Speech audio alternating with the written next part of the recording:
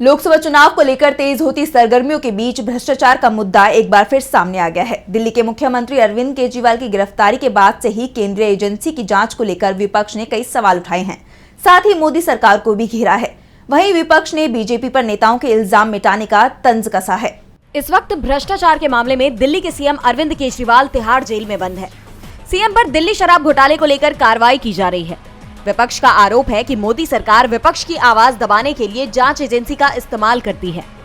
एक रिपोर्ट के मुताबिक 2014 के बाद से कथित भ्रष्टाचार के लिए विपक्ष के कम से कम 25 नेता जांच एजेंसियों की कार्रवाई का सामना कर रहे थे, लेकिन फिर वो एक एक करके बीजेपी में शामिल हुए, तो उनमें से 23 को राहत मिल गई। उनके खिलाफ जांच या तो बंद हो गई या ठंडी पड़ गई।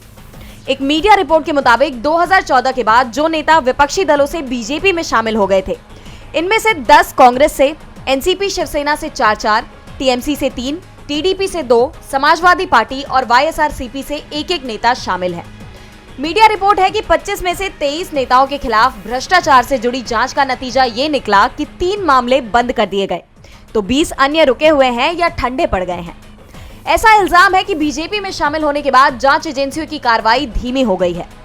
इस लिस्ट में शामिल 6 नेता इस साल आम चुनाव से कुछ हफ्ते पहले ही बीजेपी में चले गए। वहीं कांग्रेस से बीजेपी में शामिल होने वालों में एक चर्चित नाम असम के सीएम हेमंता बिस्वा शर्मा का है, जिन्हें 2014 में शारदा चिटफंड घोटाले में सीबीआई की पूछताछ और छापेमारी का सामना करना पड़ा था, लेकिन 2015 में उनके बीजेपी में शामिल होने के बाद से उनके खिलाफ मामला आगे नहीं बढ़ा और उनकी फाइल बंद कर दी गई।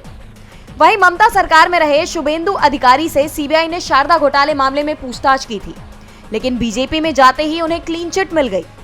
यही बात महाराष्ट्र के डिप्टी सीएम अजित पवार पर भी आती है। एनसीपी चीफ शरद पवार के भतीजे अजित पर 70,000 करोड़ रुपए के सिंचाई घोटाले का आरोप था, लेकिन बीजेपी में आने के बाद उनके खिलाफ जांच बंद कर दी गई। 2 मामले ऐसे हैं जिनमें नेताओं को बीजेपी में शामिल होने के बाद भी ईडी की तरफ से मामले में कोई ढील नहीं दी गई है। इनमें पूर्व कांग्रेस सांसद ज्योति मिर्धा और पूर्व टीडीपी सांसद वाईएस चौधरी शामिल हैं, जो अब बीजेपी में हैं। आपको बता दें कि भ्रष्टाचार के मामले में विपक्षी नेताओं को निशाना बनाए जाने को लेकर सियासी दल इसे बीजेपी की वॉशिंग मशीन कहते हैं। विपक्ष का इल्जाम है कि बीजेपी के पास एक ऐसी वॉशिंग मशीन है कि जो भी नेता बीजेपी में शामिल होता है उस पर से भ्रष्टाचार के मामले बंद कर दिए जाते हैं। डीबी लाइव की रिपोर्ट।